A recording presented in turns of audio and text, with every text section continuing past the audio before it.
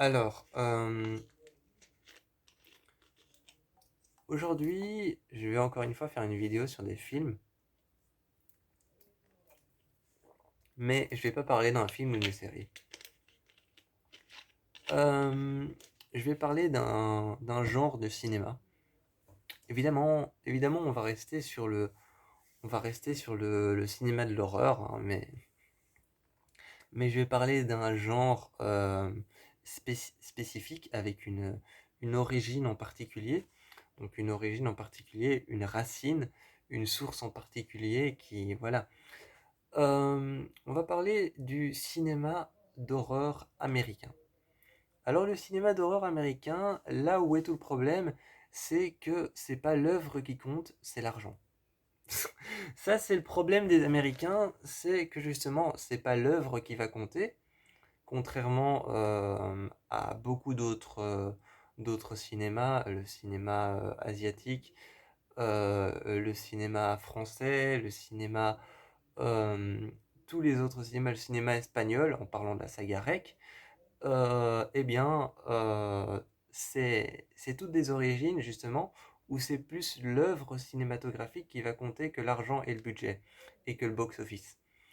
Tandis que dans le cinéma américain, on est plus sur c'est le box-office, combien mon film va faire au box-office et combien j'ai de budget pour faire mon film.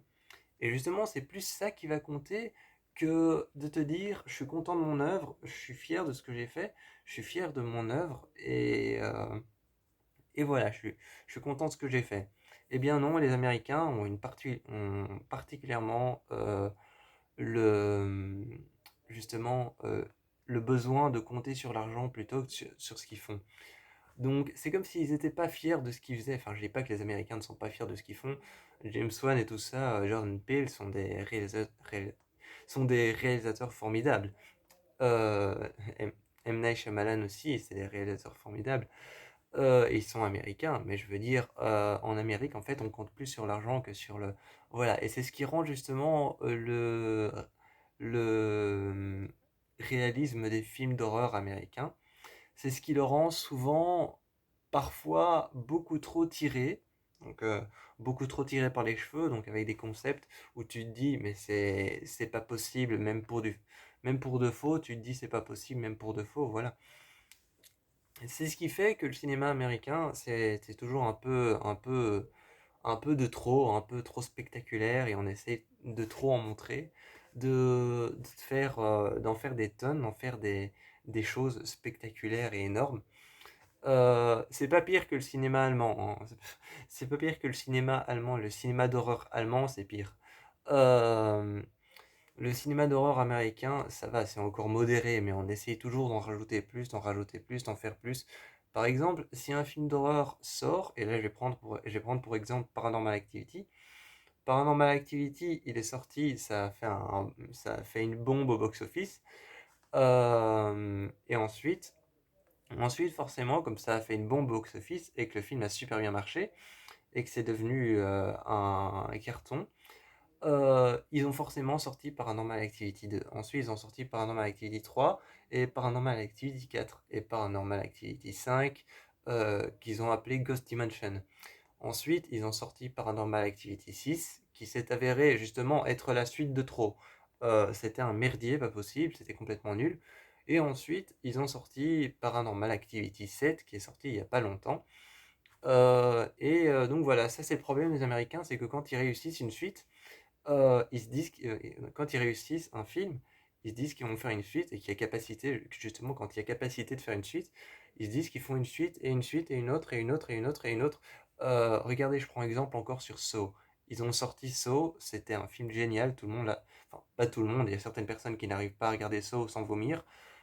Euh, Saw, ils ont sorti Saw 1, ensuite il y a eu Saw 2, il y a eu Saw 3, Saw 4 et Saw chapitre 5, Saw chapitre 6, Saw chapitre 7. Ensuite, il y a eu Jigsaw, l'héritage, et ensuite il y a eu Spiral, maintenant il y a Saw 10.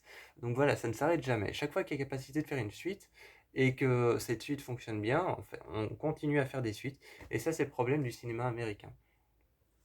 c'est le problème du cinéma américain, c'est que quand il y a possibilité de faire des suites, on continue à faire des suites et des suites et des suites. Il y a une série que j'aime tout particulièrement, American Horror Story, et elle a 12 saisons, mais justement, enfin pour moi elle a 8 saisons. Pour moi elle a 8 saisons, c'est une série qui a 12 saisons au complet. La dernière saison s'appelle Delicate. La dernière saison s'appelle Delicate et en fait est inspirée d'un roman qui s'appelle Delicate Condition, donc les conditions délicates. Donc c'est inspiré d'un roman qui s'appelle Delicate Condition, qui parle d'un couple tout simplement qui ne sait pas avoir d'enfants, et ils essayent d'avoir des enfants par fécondation in vitro. Voilà, et donc cette série a sorti une saison 9. Cette série, après la saison 8, Apocalypse, a sorti une saison 9, 1800, non, 1987, je crois. Et ensuite, ils ont sorti une 10e saison en deux parties, Red Tide et Dead Valley. Et puis ils ont sorti une saison 11, New York City. Et ils ont sorti une saison 12, Delicate. Et justement, ils auraient dû arrêter à la saison 8 parce que la saison 8 s'appelle Apocalypse. Et il n'y a pas meilleure conclusion que de twister deux saisons, la première saison et la troisième saison. Et surtout qu'American Horror Story, c'est une série anthologique. Donc, c'est-à-dire que chaque saison raconte sa propre histoire. À la fin d'une saison, quand tu as terminé une saison et que tu passes à la deuxième, tu passes à une histoire suivante. Et donc, il n'y avait pas meilleure conclusion pour la série de s'arrêter à une saison anthologique, la 8e saison, qui twistait deux saisons et qui racontait tout ce qu'on n'a pas raconté dans ces saisons-là et qui racontait encore une autre histoire, l'histoire de l'Antéchrist. Euh, donc voilà, ça c'est le problème des Américains, c'est qu'ils essayent toujours d'en faire trop. Donc voilà, si vous aimez beaucoup les films d'horreur américains, bah tant mieux pour vous, hein. Moi j'aime beaucoup les films d'horreur américains. Il y a des films d'horreur qui sont géniaux dans les films d'horreur américains, d'où les films d'horreur L'Exorciste et Amityville, c'est mes préférés. Mais les Américains ont cette tendance à toujours voir trop loin. Donc voilà, moi je vous fais plein de bisous et allez voir des films d'horreur américains ou des bons films d'horreur. Et dites-moi ce que vous en pensez.